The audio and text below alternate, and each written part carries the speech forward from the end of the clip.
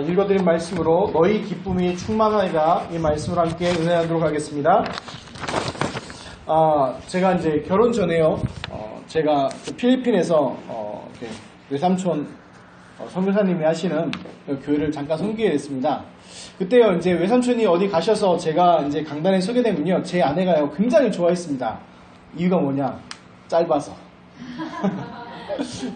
그 이유가 뭐 제가 설교를 잘해서 그런 게 아니고요. 짧아서였습니다. 그래서 제 별명이 15분 땡이었습니다. 근데 이제 문제는 뭐였냐면 제가 복음을 제대로 깨닫고 나니까 갑자기 할 말이 많아졌어요. 그래서 저희 영적 문제가 뭐냐? 긴 거예요. 근데 오늘은 가능하면 30분 안에 끝나니까 긴장하지 마시고요. 길게 안 합니다. 그러나 근데 제가 이제 목사님 만나 뵙고 이제 예배 같이 드리자 이렇게 말씀하시고 나서 고민했습니다. 어떤 거 고민했냐면 다른 고민이 아니고요. 의의 나무 교회 성도분들과 함께 어떤 말씀 하나님 말씀 심부름을 해야 될 것인가 그거를 이제 고민했습니다. 그럼 하나님께서 가장 원하시는 게 무엇인가 그거를 고민했습니다.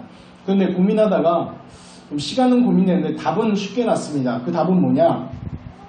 하나님께서 가장 원하시는 것 그걸 하면 되겠다. 그게 디모데전서 2장 4절에 이렇게 되어 있습니다. 하나님은 모든 사람이 구원을 받으며 진리를 아는 데 이르기를 원하시는 데 되어 있습니다. 하나님께서 원하시는 건 다른 것이 아닙니다. 우리가 이 땅에 축복하고 잘 사는 것 하나님께서 슬퍼하진 않으십니다. 그런데 그게 하나님을 기쁘게 하는 삶이 아닙니다. 하나님이 가장 원하시는 것은 모든 사람이 구원받으며 진리를 아는 데 이르기를 원하신다고 했습니다. 어떤 유명한 성철한 스님은 이렇게까지 얘기했다고 그러죠. 자기가 진리를 찾는 그날에는 불교를 떠나겠다. 다른 말로 하면 불교 안에 진리가 없다. 또 다른 말로 해석하면 뭐 불교가 진리에 가장 가깝다 이렇게 해석하는 분도 있을지 모르겠지만 진리가 자기 찾아간다는 얘기예요. 그런데 성경에서 얘기하는 진리는 다릅니다. 성경에서 얘기하는 진리는요 많은 사람들이 진리는 true, 참된 것 이렇게 얘기하잖아요. 근데 성경에서 얘기하는 진리는 원어로 보면 딱 이렇게입니다. 예수 그리스도를 통해서 이 세상을 구원하시는 것이 그것이 하나님의 진리입니다. 다른 것이 진리가 아니고 예수 그리스도를 통한 구원이 예수 그리스도를 통한 생명 살리는 것이 그것이 구원입니다. 그것이 진리인 것입니다. 그런데 오늘도요 우리 서론에서 좀 봐야 될 게 뭐냐면 가장 여러분 전도할 때요 걸리는 부분이 하나 있습니다. 뭐냐면요 구원받아야 돼요. 아니면 딱 우리 교회 가서 뭐 이렇게 얘기하잖아요. 근데 이제 걸리는 부분이 딱 뭐냐면 필요 없다고 얘기합니다. 그럼 갑자기 할 말이 없어요. 그럼 이제 그 사람들한테 뭘 전해줘야 되냐면 왜 예수를 믿어야 되는지에 대해서 얘기해줘야 돼요. 다른 말로 하면 왜 구원받아야 되나 얘기해야 돼요. 옛날 분들이 그랬다잖아요. 옛날 노인분들이 교회 가봐야 소용없다더라. 구원 주는 줄 알았더니 10원도 안 주더라. 그게 구원이 아니잖아요. 그게 구원이 아니잖아요. 왜 구원이 필요하냐? 성경에는요 분명히 왜 구원받아야 되는지 성경에서 이야기하고 있습니다. 그게 뭐냐면 인간의 근본 문제 때문인데요. 그 근본 문제가 뭐냐면 인간은 하나님과 함께 해야 됩니다.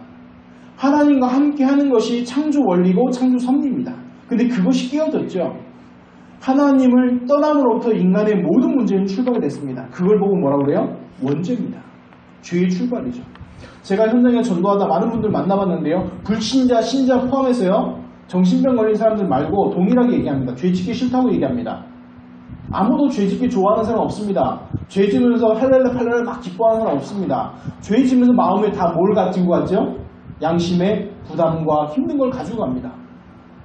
그리고요 가능하면 죄 안 짓고 싶습니다. 그러나 죄 안 짓고 사냐고 물으면요 대부분 다 뭐라고 그럽니까? 죄 짓고 안 삽니까? 산다고 얘기합니다. 왜 그럴까요? 그거는 많은 분들이 성경을 잘못하면 이렇게 해석됩니다. 우리의 죄 문제는 자범죄, 자기의 짓는 죄 때문이다. 근데 성경에서 왜 예수님, 하나님이신 예수님이 이 땅에 육신의 몸을 입고 와서 십자가에서 처절하게 죽으셔야만 되는가? 그 죄의 값, 그 죄는 무슨 정말 죄냐? 하나님을 떠난 원죄입니다. 그 원죄가 너무 처절하고 무서운 거예요. 그 원죄의 결과로 인간이 아무리 죄 짓기 싫어도요. 자기 죄 짓고 사는 겁니다. 왜? 원죄의 결과로 죄의 노예가 됐기 때문에. 그 결과로 뭐 또 뭐예요? 사단과 마귀의 노예가 되어버렸어요. 사단과 많이 잡혀버린 거예요. 그래서 자기는 정말 싫어도 날, 월, 일시, 사주팔자 운명에 매여 살게 되는 것입니다. 그것이 인간의 운명입니다. 그래서 인간에게 뭐가 필요한 거죠? 구원이 필요한 겁니다. 그래서 그 근본 문제를 해결하기 위해서 예수님이 이 땅에 오신 것입니다. 잘 생각해 보십시오. 돈 많으면 좋죠. 건강하면 좋죠. 명예 많으면 좋잖아요. 그런데 그것 때문에 하나님이신 예수님이 육신의 몸을 입고 이 땅에 오셨다? 천지 창조하신 그 전능한 하나님이 뭔가 안 맞잖아요. 차라리 이건희 씨한테 그거 도와주라고 하면 되죠. 돈 문제는요. 건강하면요. 운동하고 뭐 다른 거 치료받으면 되잖아요. 근데요. 중요한 건 뭐예요? 사람은 한 번 태어난 건 정한 이치요. 그 다음에 반드시 뭐가 있습니까? 그 다음에 태어나고 반드시 뭐합니까? 죽잖아요. 영원히 사는 사람 없습니다. 아무리 오래 살아봐야 120? 지금 내 의학이 발달되면 130? 200년 산 분 없잖아요. 혹시 200년 산 분이 계시다면 신고해 주십시오. 그것이 알고 싶다가 아니라 세상에 이런 일이 신고하기요. 그 얘기는 뭡니까? 정말 죄송한 얘기지만 이 자리에 앉아 계신 분들 100년 뒤에 이 자리에 앉아 계신 분들 있을지 없을지 물론 후대들 제외하시고요. 10대 분들 제외하고 100년 지나고 이 자리에 앉아 계신 분 없잖아요. 혹시 100년 뒤에 계획도 세우고 계신 분 계십니까? 그래서 중요한 게 뭐냐? 인간이 왜 구원받아야 되냐? 하나님을 떠나서 인간이 죄 가운데 빠지고 사단 마귀에 노예되는 겁니다. 그럼 이걸로 끝났으면 그냥 그런가 보다 갈 텐데 그게요. 불신자 상태 6가지로 나타나게 됩니다. 그 대표적인 게 뭐냐면요. 우상숭배입니다. 자기가 신분이 첫 번째 신분이 사단과 마귀의 자녀이기 때문에 상관없습니다. 자기가 우상숭배하기 싫어도 그 영적인 신분이 사단과 마귀의 자식이기 때문에요. 사단이 시키는 일을 합니다. 그 대표적인 게 불신자의 두 번째로 우상숭배하게 됩니다. 그러니까 당연히 뭐가 오죠? 이제 영적으로요. 문제가 발생됩니다. 성경에도 보면요. 에베소 2장 2절에 보면 그때에 너희는 그 가운데서 행하여 이 세상 통주를 따르고 공중의 권세 잡은 자를 따랐으니라고 얘기하고 있습니다. 다른 말은 뭐예요? 하나님 떠나 있으면요. 하나님 모르면 사단과 마귀가 시킨 대로 갑니다. 그 대표적인 게 청소년들한테요. 물어보십시오. 어떤 거 지금 너 이거 왜 하니? 물어보면 가장 많은 대답이 뭐예요? 두 글자로? 그냥요. 그냥. 왜 그냥입니까? 그게 문화거든요. 이미 하나님 떠난, 하나님 배신한 그 문화가 되어서 벌써 아이들을 사로잡고 있는 거거든요. 세 번째 뭐냐면 그 영적인 문제가 뭘로 드러나냐? 정신 문제로 드러납니다. 그래서 사도행전 10장 38절에도 보면요. 마귀에게 눌린 사람을 고치셨으니 돼 있거든요. 다른 말은 뭐냐면 마귀에 눌린 겁니다. 뭐가요? 정신이. 그러니까 정신이 눌렸으니까 뭐죠? 궁극적으로 표현하면 뭐냐면 참 만족이 없는 상태입니다. 아무리 돈이 많아도 아무리 뭐가 많아도 아니 늘 부족하거나 조울증이나 이런 것들이요. 정신적으로 엄청나게 공격 들어오죠. 그래서 지금요. 예전에는요. 어떤 비디오에 한 장면인데 호환 마마 이렇게 무서웠잖아요. 그렇죠. 그런데 지금은 사람을 죽이는 가장 살인율 1위의 질병이 뭔지 아십니까? 우울증입니다. 우울증이요. 가장 지금 현대인 한국의 현대를 사람들을 가장 치명적으로 죽이는 자살률 1위 가는 그게 정신의 문제입니다. 근데 그게 정신 문제로 끝나는 것이 아니라 네 번째로 육신의 문제로 나타납니다. 성경에도 보면 사도행전 8장 7절 8절에도 보니까요. 처음에 가서 빌립 지사가 사마리아 성에 복음 전하니까 어떤 일이 일어났냐. 많은 사람에게 붙었던 더러운 귀신들이 소리를 지르고 나가고 또 많은 중풍병자와 못 걷는 사람들이 나오니 그 성에 큰 기쁨이 있었더라. 다른 말로 하면 하나님 떠나 있어서 하나님 모르고 있으면요. 그 질병들이나 여러 가지 어려움들이요. 육신 문제로 정신 문제, 영적 문제 왔던 게 정신 문제로 정신 문제가 육신 문제로 그대로 나타납니다. 그리고 다섯 번째로 뭐가 옵니까? 죽음의 문제입니다. 어느 인간도 벗어날 수 없는 죽음의 문제입니다. 근데 죽음 뒤에는 반드시 뭐가 있습니까? 내세가 있죠. 그래서 히브리서 9장 27절에 한 번 죽는 것은 사람에게 정해진 것이요 그 뒤에는 심판이 있다고 분명히 말씀하고 있습니다. 그래서 어느 누구도 벗어날 수 없습니다. 이 심판에서. 심판은요 상 줄 때 심판한다 안 하죠. 벌 줄 때 심판한다 그러죠. 하나님 떠나 있으니까 이 땅에 살면서 영적 문제, 친구는 사단 마귀의 자녀로, 영적 문제, 정신 문제, 육신 문제에 살다 고통받다 이 땅에서 지옥까지 살다가 죽어서 본전 지옥으로 가는 것이 하나님 떠난 인간의 모습입니다. 이러고 the end 끝나면 되는데 그렇지 않습니다. 성경에는 또 뭐라고 얘기합니까? 출애굽기 20장 4절 5절 보니까 내가 미워하는 자의 죄를 갚되 3, 4대로 갚느니라. 다른 말로 뭐예요? 영적인 유산이 후대들에게 내려갑니다. 그래서 죄 중에서 자범죄도 있지만 뭐가 있어요? 조상의 죄가 있어요. 오상 숭배 많이 한 사람의 특징, 그 가게를 찾아보십시오. 어떤 일이 일어났는지. 하나님께서 철저히 갚으십니다. 다만 이 세상 사람들이요, 성공하는 리듬이 주기가 빨라서 안 보일 뿐이지요. 처절하게만 합니다. 뭐 우리나라 대표적인 재벌들 말해도 다 아시잖아요. 그래서 그 불신한 6가지 상태로 인간이 그대로 망하게 됩니다. 그래서 이 근본 문제가 해결되지 않으면요, 인간은요 참 행복과 만족이 없습니다. 쾌락은 있지요. 순간의 쾌락은 있지만 그 뒤의 결과는 무서운 겁니다. 그래서 이걸 인간 스스로 해결하기 위해서 여러 가지 만들었잖아요. 뭐합니까? 정의운동도 해보고요, 신비주의도 해보고요, 사랑, 박애운동, 또 종교들 만들어 도전합니다. 그래서 성경이 이렇게 얘기합니다. 뭐라고 얘기합니까? 철학과 헛된 속임수로 너희를 노력할까 주의하라. 그것이 근본 문제가 해결되지 않습니다. 하나님을 만나 해결되는데 하나님 만날 수 없습니다. 또 죄 문제를 해결받아야 하는데 이 하나님을 떠난 원죄가 내가 지은 죄가 아니기 때문에 해결받을 수가 없습니다. 사단 마귀 이 영적인 세력을 이겨야 되는데 이 영적인 세력을 이길 수 힘이 우리에게 없습니다. 보이지도 않는데요. 그럼 인간은 어떻게 됩니까? 그대로 망하게 되는 겁니다. 많은 분들이 이렇게 얘기하죠. 역사는 뭐한다? 반복된다고 얘기합니다. 왜 반복될까요? 그거는 하나입니다. 인간의 흥망성쇠, 인간의 성공하고 망하고 하는 그 모든 것들이 인간의 영적 문제로 사이클로 뱅뱅뱅뱅 도는 겁니다. 그래서 역사가 반복되는 겁니다. 그걸 정말 공부하고 싶으시면요, 교회사 역사와 세계사 역사를 동시에 펴보십시오. 교회사가 먼저 문제 터지고 그 다음에 세계사의 문제 옵니다.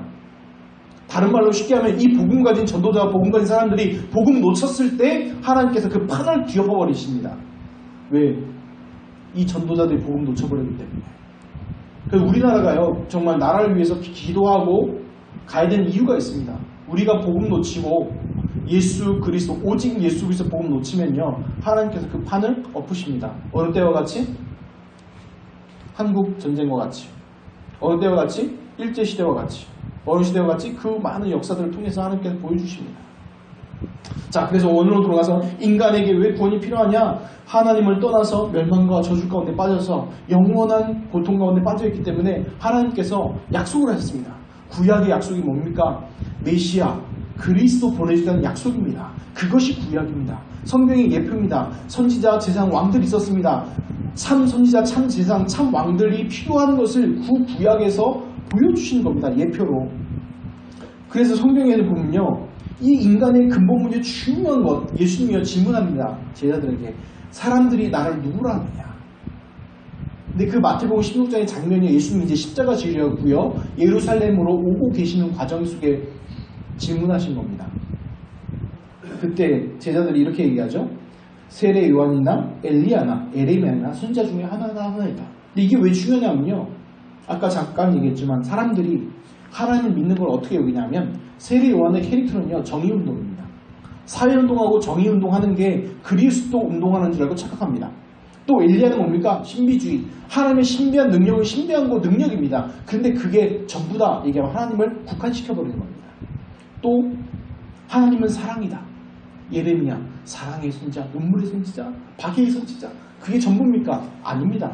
성경은 그렇게 이야기하고 있지 않습니다. 선지자, 뭔 뜻입니까? 많은 종교 중에 하나. 그게 복음입니까? 아닙니다. 그래서 예수님이 다시 질문하죠. 그러면 너희는 나를 누구라 하느냐? 그때 마태복음 10장 10절에 나서기 좋아하는 베드로가 딱 나서면서 얘기하죠. 시몬 베드로가 대답하여 이르되 주는 그리스도시요 살아계신 하나님의 아들이십니다. 이 고백할 때 예수님이 뭐라고 했죠? 제 생각할 때 아마 예수님이요 씩 웃으셨을 것 같아요. 그러면서 얘기했죠. 바요나 시몬아 내가 복이 있도다. 이를 알게 하신 이는 혈육이 아니요 하늘에 계신 내 아버지시니라. 그러면서 얘기해 주시죠. 내가 천국 열쇠를 내게 주리니 내가 땅에서 무엇인지 매면 하늘에 매일 것이고 내가 땅에서 무엇이 풀면 땅에서도 풀리라 하시고 쭉 축복을 주시죠. 음부의 권세가 이기지 못한 축복과 모든 걸 다 주시죠. 어떤 고백했을 때? 예수님이 그리스도라는 그 고백했을 때. 그래서 많은 사람들이 예수 그리스도 너무 많이 얘기합니다. 제가 예전에 젊었을 때요, 전병철 목사님을 굉장히 좋아했습니다. 왜 복음을 가장 많이 얘기하신 분이에요. 그런데 복음을 가장 많이 얘기하신 분이 복음이 뭔지는 얘기 안 하셨어요. 성경에서 얘기하는 건 딱 하나입니다. 구약은요, 인간이 하나님을 떠나서 멸망과 저주 가운데 있기 때문에 메시아, 그리스도 보여주겠다는 약속이 구약의 약속이고, 신약은 그 예언되고 준비되고 오시겠다 한 그분이 오셨다. 누구다? 예수님이 그리스도시다. 그래서 누구든지 이 예수님을 그리스도로 믿으면 구원받고 하나님의 자녀가 된다는 것이 바로 신약의 약속입니다. 성경 통틀의 약속이 뭡니까? 딱 6글자로 줄이면 예수 그리스도십니다. 다른 건 아닙니다. 그래서 예수 그리스도 이름을 믿으면 구원받습니다. 마태복음 1장 21절에 보니까 예수는 구원자라는 뜻을 가진 이름이고 그리스도는 하나님이 예수님에 주신 직분입니다. 하신 일입니다. 그래서 그리스도의 뜻을 보니까 그리스도는 헬라어고요. 같은 의미로 히브리어로는 메시아입니다. 그 뜻이 뭐냐? 기름 부음 받은 자라는 뜻입니다. 기름 부음 받은 자가 뭐냐? 구약을 따져보면 선지자, 제사장, 왕이 자기 직분을 시작하기 전에 머리에 기름 부음 받고 시작합니다. 이것이 왜 중요합니까? 선지자로서 하나님 떠난 인간에게 하나님 만날 수 있는 길을 열어주셨습니다. 그래서 요한복음 14장 6절에 내가 곧 길이요 진리요 생명이니 나로 말미암지 않고는 아버지께 올 자가 없느니라고 말씀하신 것입니다. 또 제사장으로서요, 인간의 모든 죄, 하나님 떠나는 그 원죄, 자범죄, 조상의 모든 죄를요 다 용서하십니다. 십자가에서. 그래서 십자가에 못 박혀 죽으셔서 우리 인간의 모든 죄를 다 용서하는 것입니다. 로마서 8장 1절 2절에 보면 그러므로 그리스도 예수 안에 자는 결코 정죄함이 없나니 이는 생명의 성령의 법이 죄와 사망에서 너희를 해방하였습니다. 그 말씀인 것입니다. 그리고 참 왕으로서요, 사단과 마귀의 모든 권세를 꺾으신 증거로 부활하신 것입니다.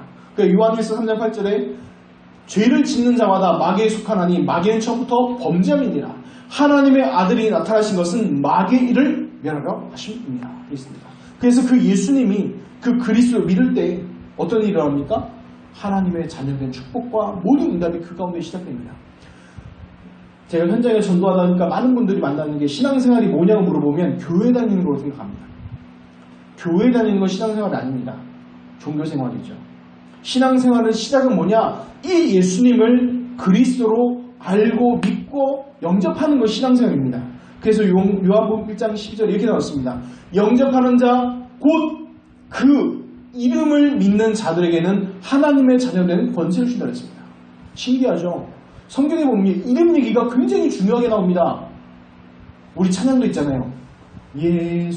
찬양하면 안 되죠. 시험 드실까봐. 예수 그 이름. 그쵸? 혹시 그 시편에 보면요, 누구든지 주의 이름을 부르는 자는 구원을 얻으리라 되어 있어요. 이름 부르는데 구원받는데요. 말이 됩니까? 또 성경에 보세요. 호산나 다윗의 자손 예수여 나를 불쌍히 여기소서. 그거 한마디에 있는데 구원받았어요. 왜요? 그 이름의 비밀과 뜻이 있기 때문에 그렇습니다. 10분밖에 안 남았네요. 그래서 중요한 거는 그 예수 그리스도 안에 있는 것이 너무 중요합니다. 성경을 해석하는 키는 딱 하나입니다. 오늘요, 화영님 목사님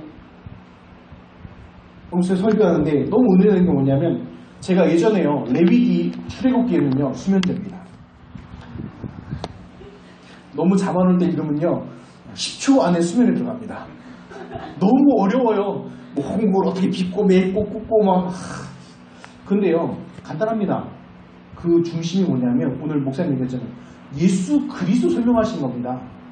우리가 그냥 하나님 나가면요 죽습니다. 그래서 성경에 보세요. 이사야 선지자가 보면요, 하나님 만나보세요. 한탄하잖아요. 내가 이제 죽었다. 왜요? 죄 있는 상태에서 하나님 만나니까 어떻게 돼요? 죽는 겁니다. 가는 겁니다. 그런데 예수 그리스도로 옷 입을 때 어떤 일이 일어나요? 하나님께 그 죄를요 보지 않으십니다. 그게 출애굽기에 뭘로 나오죠? 패스오버, 유월, 넘어가는 겁니다. 우리가 우리 죄와 하나님 떠난 죄와 사단과 마귀 때문에 멸망먹고 죽어야 되는데 그 저주 재앙이 예수 그리스도의 피를 힘입어 예수 그리스도 때문에 뭐 하는 거예요? 패스오버, 넘어가는 겁니다. 그게 우리와 상관은 없는 겁니다. 그 심판과 저주가 더 이상 나와는 뭐예요? 상관이 없는 겁니다. 예수 그리스도 그 이름의 생명의 성령의 법이 죄와 사망의 너희를 해방하였다고 얘기하고 있는 것입니다. 그래서 우리는 그거와 더 이상 상관이 없는 것입니다. 그래서 중요한 건 진리는 뭡니까? 예수 그리스도를 통한 구원과 사역과 그게요. 성경에서는요. 진리에서도 나올 때 원어적 표현이 너무 맞게끔 써놨어요. 헬라어로 보니까요. 객관적 사실, 주관적인 경험적인 진실 이렇게 돼 있더라고요. 보면서요. 은혜가 되더라고요. 진리라고 얘기한 여기 13절 본문 말씀에 진리의 성령할 때 그 진리가 그냥 객관적 사실뿐만 아니고요. 주관적으로 내가 경험한 그 진실까지 포함되어 있는 겁니다.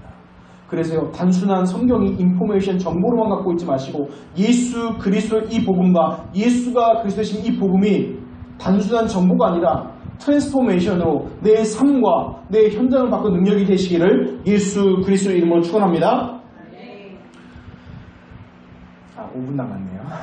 서론 끝났는데 그래도 다 안에 끝나니까 걱정하지 마시고요. 13절의 말씀 보시면 진리의 성령이 오시면 그가 너희를 모든 진리 가운데로 인도하시니 그가 스스로 말하지 않고 오직 들은 것을 말하며 장래일을 너에게 알리시려 되어 있습니다. 여기서 말하는 진리의 성령 말씀드렸고요. 진리에 대해 증거한다는데 진리가 뭐라고 말씀드렸죠? 예수 그리스도를 통한 구원을 말씀하신다고 그랬죠. 그래서 성령이 하신 일이 가장 중요한 일이 뭐냐면 예수가 그리스도이심을 증거하는 일입니다. 그래서 다른 말로 하면 성령의 가장 큰 역사는 혹시나 말씀드리면 성령의 역사할 때 그 역사는 히스토리가 아닙니다. 워크, 일하심입니다. 그래서 어떤 분이 중고등부 옛날에 설교할 때 성령의 역사 얘기했더니요. 그게 성령의 역사, 히스토리를 자꾸 얘기하시나 하더라고요. 성경에서 보면 성령의 역사할 때는 그 역사가 아니고요. 일하시는 것, 그걸 말씀드리는데 성령의 가장 큰 역사는 뭐냐면 예수 그리스도이심을요 나타내는 겁니다. 그래도 고린도전서 10장 3절에도 보면 성령으로 아니하고는 누구든지 예수를 주시라 할 수 없느니라 되어 있습니다. 그러니까 쉽게 얘기하면 성령이 역사하는 사람만이 예수를 그리스도 믿을 수 있습니다. 성령이 역사하지 않으면요 아무리 성경을 천독하고 백독해도요 못 믿습니다. 유명한 고승들 있죠. 요즘에 유명한 스님들, 해민 스님 뭐 이런 분들 있잖아요. 그런 분들은 성경 다 읽었습니다. 읽습니다. 최소한 한 번은 읽었던 분들이에요. 그래서 심지어는요 설법할 때 성경도 인용합니다. 그런데요 그분들은요 그리스도 못 믿습니다. 왜 그래요? 성령이 그 가운데 역사하지 않으니까 깨달을 수가 없는 거예요. 알아도. 잠언은 많은 사람들이 불신자도 인용하잖아요. 왜? 세상의 지식이니까. 그런데 여러분이 아셔야 될 게 최고의 영적 하이 레벨의 그 진리는요 지혜서에 보면 잠언, 전도서, 그 다음에 욥기거든요. 욥기도 지혜서에 들어가는데 욥기가 지혜서라는 건 의외죠. 왜? 최고의 영적인 진리를 얘기하고 있거든요. 자, 그러니까 중요한 거는 성령께서 그 일하시는 것이 구원의 역사, 그 예수가 그리스도임을 증거합니다. 그래서 우리 구원의 역사는 보면요 삼위일체 신론이 중요하게 들어갑니다. 왜냐하면 성부 하나님께서요 구원에 대한 계획을 가지십니다. 그래서 예전부터 그 말씀 주시고 성자 예수님께서요 이 땅에 오셔서 그 십자가에 죽고 부활하심으로 해서요 구원을 완성하십니다. 근데 성령 하나님께서 그 구원의 완성을 지금 우리에게 이루고 계십니다. 성취하고 계십니다. 그래서 성부, 성자, 성령 이 삼위일체 신론이요 굉장히 중요합니다. 구원을 우리에게 이루시기 때문에요. 그래서 중요한 게 뭐냐? 다른 죄는요 다 용서받는다고 예수님이 얘기하셨잖아요. 딱 한 가지 죄는 용서받을 수 없다고 얘기합니다. 그게 무슨 죄예요? 성령을 방해하는 죄는 용서받을 수 없다. 왜? 예수님이 이 땅에 왜 오셨습니까? 인류를 뭐하기 위해서? 구원하기 위해서. 근데 그 자체도 뭐하는 거예요? 거부해버린다는 얘기인 거죠. 그래서 가장 중요한 게 뭐냐면 그 성령께서 하신 일이 스스로 말하는 게 아니고 그 말씀을 성부 하나님께서 그 전에 주셨던 모든 말씀과 성자 예수님이 이루셨던 것을 다 말씀을 이루신다는 것입니다. 자, 14절 16절입니다. 그가 내 영광을 나타내니 내 것을 가지고 너희에게 알리시겠습니다. 무릇 아버지께 있는 것은 다 내 것이라. 그러므로 내가 말하기를 그가 내 것을 가지고 너희에게 알리시리라 하였노라.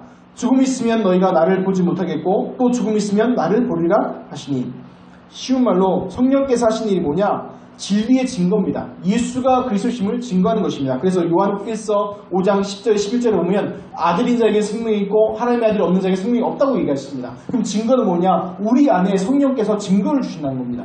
그래서 우리가 구원받은 건요, 다른 게 증거 아닙니다. 다른 거 증거로 어떤 교단을 가면 방언을 해서 구원받는 방언해라 막 시키는데요. 그게 구원의 증거는 아닙니다. 구원의 증거는 성령께서 우리 안에서 증거하십니다. 그 증거 뭐죠? 예수 그리스도가 우리 안에 계신 그것입니다.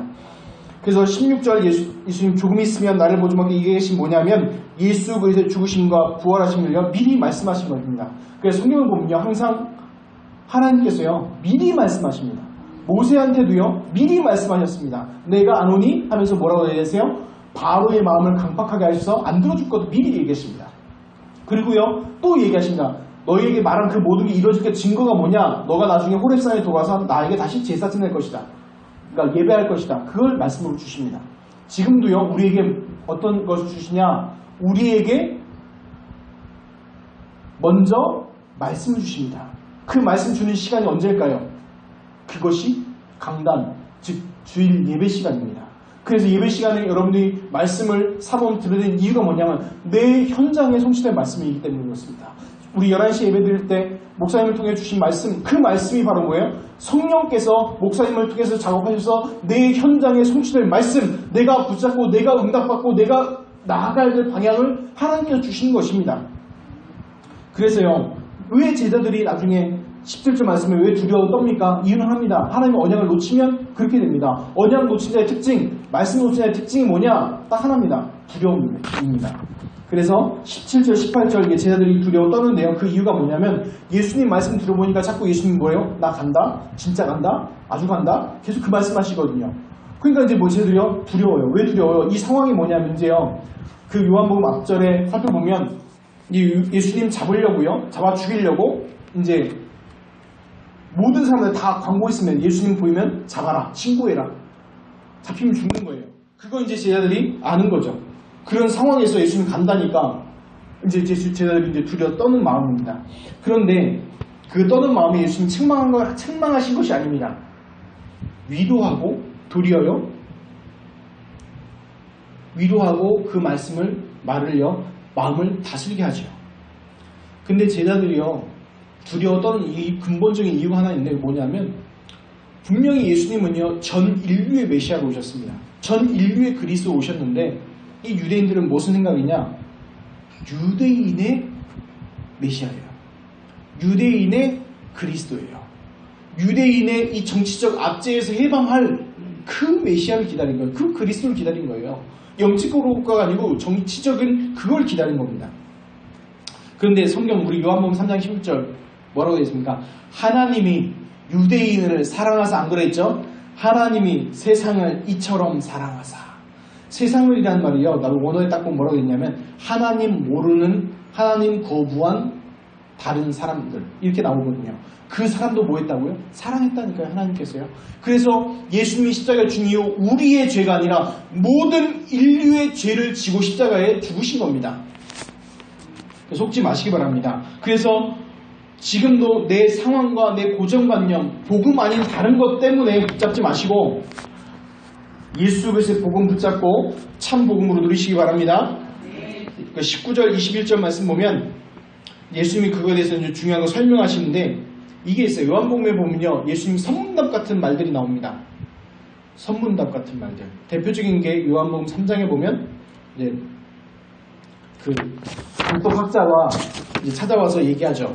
와서 아주 고상한 표현을 합니다. 예수님은 뭐 선생님이고 뭐 같이 뭐 이렇게 예수님의 권위에서 인정한 말들을 막 미사역으로 얘기를 합니다. 근데 예수님 대뜸 이렇게 얘기합니다. 물과 성령으로 거듭나지 아니하면 하나님 나라에 들어갈 수 없다. 갑자기 뚱 하죠. 그 얘기가 뭐냐면 근본적으로 찌르는 얘기예요. 제자들의 두려움과 그 말을 가지고 나갈 때 예수님께서는 이 말 그 선문 같은 얘기가 아니고 그 중요한 답을 위로의 답과 중요한 말씀들을 하신 거예요. 그래서 왜 제가 예수님이 책망한 게 아니라 위로라고 말씀드리냐면 30절 31절 보면요. 믿음을 위해서 말씀하신 것이죠. 그래서 중요한 게 이거 있습니다. 어떤 분들이요. 자기 믿음을 자라기 위해서 막 기도했대요. 옛날에 그 무디 목사님이 어릴 때 기도했다는 거예요. 믿음이 자라게 되려고 열심히 기도했대요. 그러니까 믿음이 자라야 안 자라요? 하나도 안 자라 그래요. 그래서 에이씨 기도 응답 안 하시고 치워야겠다 이랬답니다. 근데 옆에 지나가던 선생님이 설명해줬대요. 성경을 봐라. 로마서 10장 17절에 보니까 그러므로 믿음은 들음에서 나며 들음은 그리스도의 말씀으로 말미암느니라. 다른 말씀이 아니라 무슨 말씀이요? 그리스도의 말씀. 그리스도의 말씀을 들을 때에 뭐가 자란다고요? 믿음이 자라게 됩니다. 아멘. 그래서 제자들한테 이런 설명들을 쭉 하신 이유가 뭐예요? 나중에 다음에 한번 요한복음 16장 30절 31절 읽어보세요. 제자들의 믿음을 자라가게 하기 위해서 그 말씀을 하신 것입니다. 그런데 또 하나 기억할 건 뭐냐면요. 하나님의 방법입니다. 하나님의 방법 역사하시면요. 하나님의 방법, 인류를 구하는 하나님의 방법은 뭐죠? 쉽게 생각하면 얘기하면 십자가입니다. 십자가 지심으로 인류를 구원하셨습니다. 우리 인간의 방법이라면 안 되죠. 구태타야 되잖아요. 그렇죠? 우샤우샤 해가지고 우와 뒤집어라 막 이런 거 해야 되잖아요. 근데 하나님의 방법은 뭐예요? 십자가 지심입니다. 그래서 어떤 신학자는 이렇게 표현하더라고요. No cross, no crown. 십자가 없으면 영광도 없다. 하나님의 방법은요, 우리에게 어려움 주는 거, 어려움 당한 허락하신 목적이 아닙니다. 그 뒤에 뭐예요? 하나님의 선한 계획은 영혼 구원과 그 계획을 확장하는 것과 세계복음화하는 것을 이루시는 것입니다. 그 성경의 증거, 시간 없으니까 간략하게 말씀드릴게요. 구약의 요셉 보십시오. 요셉이 형들한테 팔려서 노예로 애국 갔죠. 애국 간 게 그 발걸음이 노예로 갔지만 어려움이고 고통받고 힘든 거였지만 그게 어떤 걸로 연결됩니까? 애굽을 통해서 전 세계에 하나님의 살아계심과 하나님의 역사하심을 증거하는 세계복음과 연결되잖아요. 신약을 보십시오. 간단하게 보여서 신약시대 때 복음이 막 일어나잖아요. 초대교회 일어나서 어떻게 됩니까? 7 집사 세우잖아요.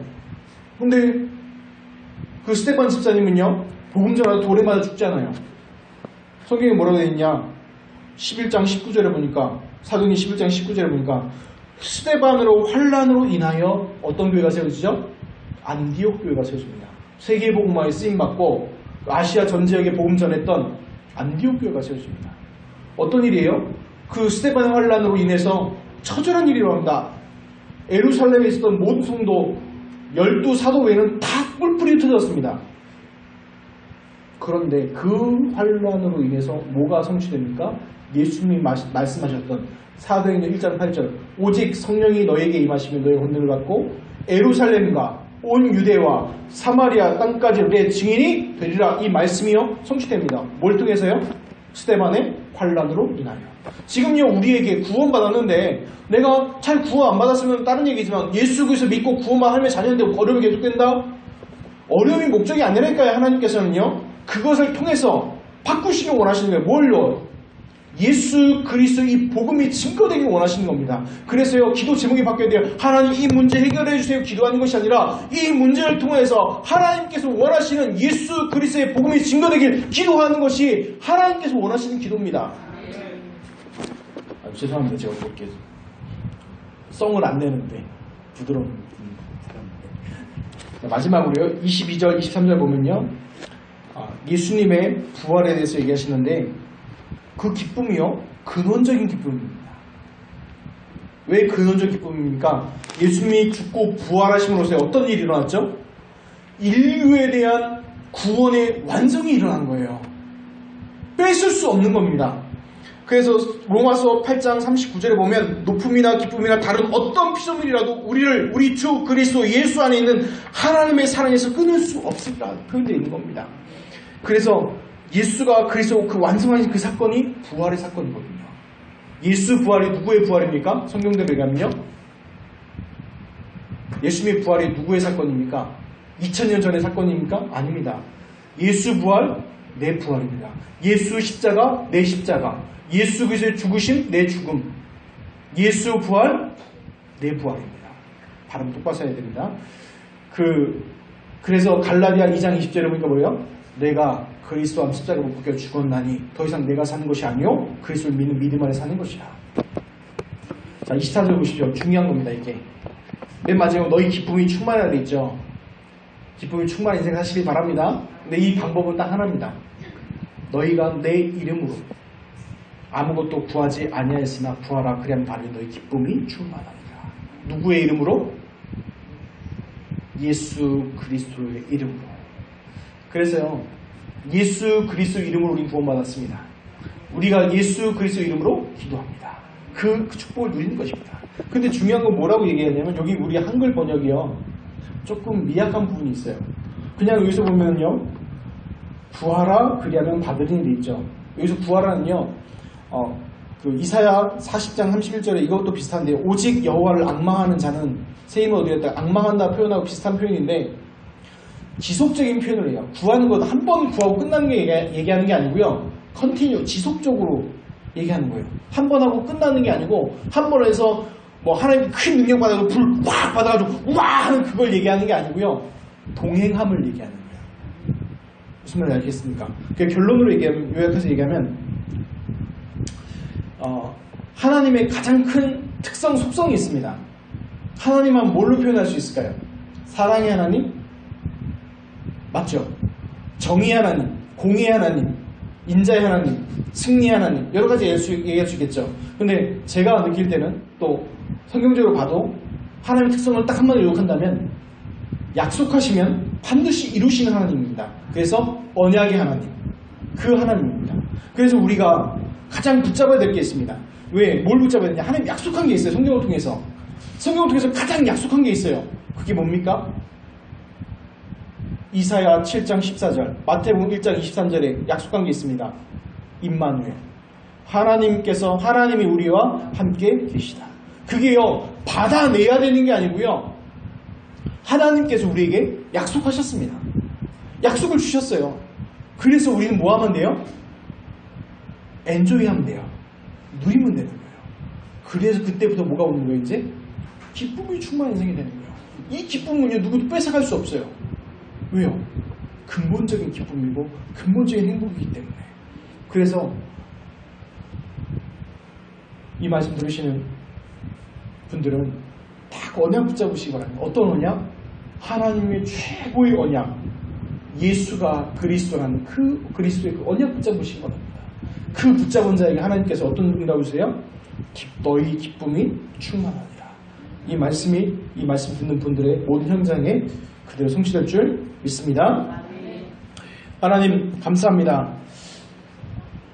우리가 다른 것으로 기쁨을 충만한 인생을 사는 것이 아니라 하나님과 동행하며 그리스도의 언약 붙잡고 내 현장 속에서 이 그리스도의 언약을 누리고 그리스도 언약 증거하는 참 기쁨의 인생이 이번 주간의 응답으로 누려지게 하여 주옵소서.